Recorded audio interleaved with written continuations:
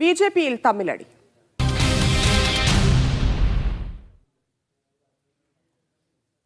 പാലക്കാട്ടെ ഉപതെരഞ്ഞെടുപ്പ് തോൽവി ബിജെപി നേതൃയോഗത്തിൽ ചർച്ച ചെയ്തെന്ന വാർത്ത നിഷേധിച്ച് കെ സുരേന്ദ്രൻ. സത്യത്തിന്റെ അംശം പോലുമില്ലാത്ത വാർത്തകളാണ് പ്രചരിക്കുന്നതെന്നതാണ് നേതൃയോഗത്തിന് ശേഷം കെ സുരേന്ദ്രൻ മാധ്യമങ്ങളോട് പറഞ്ഞത്. എന്നാൽ തോൽവി ചർച്ച ചെയ്യണമെന്ന് നേതൃയോഗത്തിൽ സുരേന്ദ്രൻ വിരുദ്ധപക്ഷം ശക്തമായി ആവശ്യപ്പെട്ടതായാണ് വിവരം.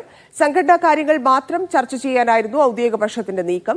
കേന്ദ്ര നേതൃത്വത്തിന്റെ പിന്തുണ കെ സുരേന്ദ്രന് ഉറപ്പായതോടെ എതിർപക്ഷത്തുള്ള പി കെ കൃഷ്ണദാസും എം ടി രമേശും യോഗത്തിൽ നിന്ന് വിട്ടുനിൽക്കുകയും ചെയ്തു. ഉപതെരഞ്ഞെടുപ്പുമായി ബന്ധപ്പെട്ട വിഷയങ്ങൾ ഇന്ന് ചർച്ച ചെയ്തില്ല. കാരണം ഉപതെരഞ്ഞെടുപ്പുകൾ നടന്ന മണ്ഡലങ്ങളിൽ നിന്ന് റിപ്പോർട്ടുകൾ നമുക്കിതുവരെ ലഭിച്ചിട്ടില്ല.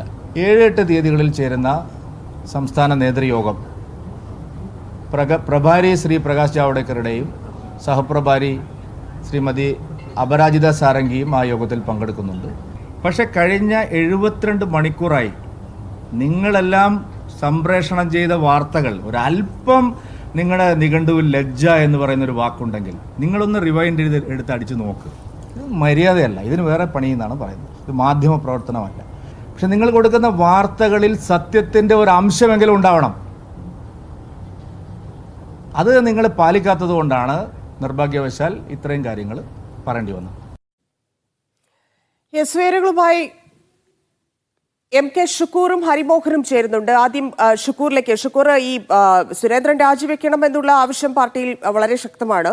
കേന്ദ്ര നേതൃത്വത്തിന്റെ പിന്തുണയുണ്ടെന്നുള്ള ഒരു ധൈര്യത്തിലാണ്, ഇല്ലെങ്കിൽ ഒരു ആത്മവിശ്വാസത്തിലാണ് സുരേന്ദ്രനുള്ളത്. പക്ഷേ ഇന്നിപ്പോൾ ചർച്ചയായില്ലെന്ന് സുരേന്ദ്രൻ പറയുന്നു. എന്തുകൊണ്ട് യോഗത്തിൽ അത് ചർച്ചയായില്ല തോൽവി? ബി.ജെ.പിയുടെ സംഘടനാ തെരഞ്ഞെടുപ്പുമായി ബന്ധപ്പെട്ട നടപടിക്രമങ്ങൾ പാതി വഴിയിൽ എത്തി നിൽക്കുമ്പോഴാണ് സംസ്ഥാനത്ത് ഉപതെരഞ്ഞെടുപ്പ് പ്രഖ്യാപിക്കുന്നത്. മെമ്പർഷിപ്പ് പ്രവർത്തനങ്ങൾ പൂർത്തിയായിരുന്നു. അതുകൊണ്ട് തന്നെ ഈ തെരഞ്ഞെടുപ്പിൻ്റെ ഭാഗമായി അവരെല്ലാം തന്നെ നിർത്തിവെച്ചു. പിന്നീട് ഇപ്പോൾ ഉപതെരഞ്ഞെടുപ്പിന് ശേഷം സംഘടനാ തെരഞ്ഞെടുപ്പിൻ്റെ നടപടിക്രമങ്ങൾ വീണ്ടും തുടരുകയാണ്. അതിൻ്റെ ഭാഗമായാണ് ഇന്ന് കൊച്ചിയിൽ ഒരു നേതൃയോഗവും ഒപ്പം തന്നെ ഒരു തെരഞ്ഞെടുപ്പുമായി ബന്ധപ്പെട്ട ഒരു ശില്പശാലയും ബി.ജെ.പി സംസ്ഥാന നേതൃത്വം സംഘടിപ്പിച്ചത്. ഈ തെരഞ്ഞെടുപ്പിൻ്റെ സംഘടനാ തെരഞ്ഞെടുപ്പിൻ്റെ സംസ്ഥാനതല ചുമതല നാരായണൻ നമ്പൂതിരിക്കാണ്.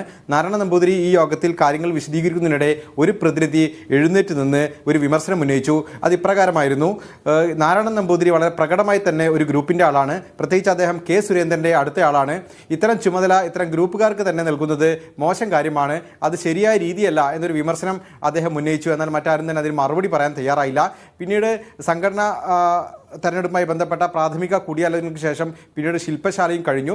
എന്നാൽ സംസ്ഥാനത്ത് ഉപതെരഞ്ഞെടുപ്പുമായി ബന്ധപ്പെട്ട വിഷയങ്ങൾ ചർച്ച ചെയ്യാൻ പിന്നീട് ഒരു ദിവസം കണ്ടെത്താമെന്ന ഒരു ധാരണ ഇന്നത്തെ യോഗത്തിനുണ്ടായി.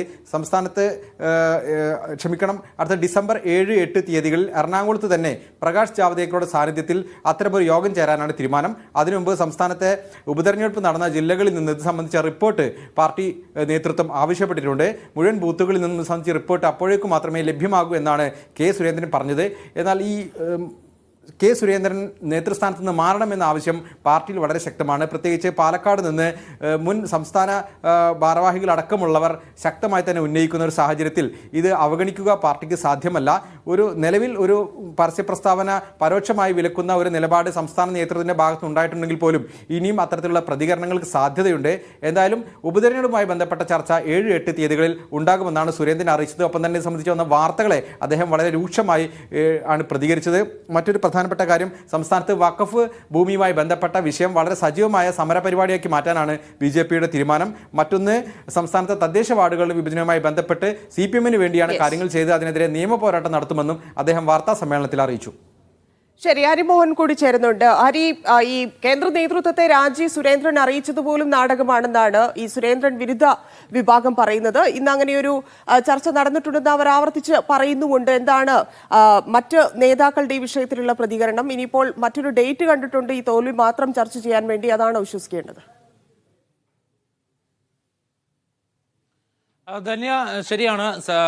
അടുത്ത മാസം 7-8 തീയതികളിൽ എറണാകുളത്ത് വെച്ച് സംസ്ഥാന നേതൃയോഗം ചേരും. അവിടെ വെച്ചായിരിക്കും ഉപതെരഞ്ഞെടുപ്പ് തോൽവിയുമായി ബന്ധപ്പെട്ട ഔദ്യോഗിക ചർച്ചകൾ നടക്കുക എന്നുള്ളതാണ്. പക്ഷേ ഇന്ന് ചേർന്ന സംസ്ഥാന സംഘടനാ തെരഞ്ഞെടുപ്പുമായി ബന്ധപ്പെട്ട യോഗത്തിനിടയ്ക്ക് ഈ വിഷയം ചർച്ച ചെയ്യണമെന്ന് PK കൃഷ്ണദാസ് പക്ഷത്തെ നേതാക്കൾ ആവശ്യപ്പെട്ടിട്ടുണ്ട് എന്നുള്ളതാണ് നമുക്ക് ലഭിക്കുന്ന വിവരം. അതായത് ഈ വിഷയം എങ്ങനെയാണ് ഈ സംസ്ഥാന സംഘടനാ തെരഞ്ഞെടുപ്പുമായി ബന്ധപ്പെട്ട ഒരു യോഗത്തിൽ ചർച്ചയാകുന്നത് എന്നുള്ളത് വളരെ പ്രധാനപ്പെട്ടതാണ്. അതായത് പാലക്കാട് പ്രോഗ്രാം ഇൻചാർജ് ആയിരുന്നത് BJPയുടെ സംസ്ഥാന വക്താവ് അഡ്വക്കേറ്റ് നാരായണൻ നമ്പൂതിരിയാണ്.